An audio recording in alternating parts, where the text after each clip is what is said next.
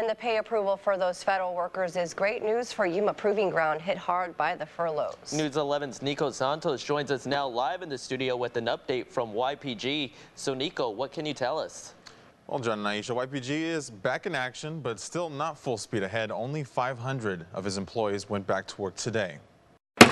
In a rare bipartisan display, the House unanimously agreed this weekend to pay furloughed government workers. That's great news for YPG. A few dozen cars in the parking lot, a sight of relief for the people at YPG Proving Ground.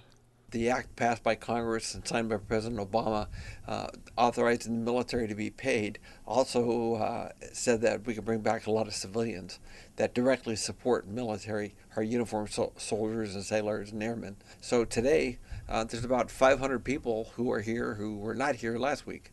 That's only about 1/5 of YPG's employees, but the sign of hope is boosting morale. People in general are very much happy about being back. They're here partly because they just are strong believers in a strong national defense, and when we're at home, we're not able to do that. Engineers and other workers test a number of military weapons and tools that they use on the battlefront, but they're still not back to 100%. The testing operations of YPG are just gradually starting up right now because there are many different pots of money and lines of authority involved, and so we were at a 100% stop, so now we're in the process of starting up again.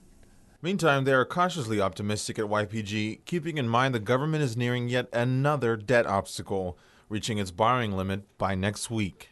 It's hard for me to predict the future at all. We don't know what the Congress, the Senate, and the President are going to do. Things are still a little confusing for us out there.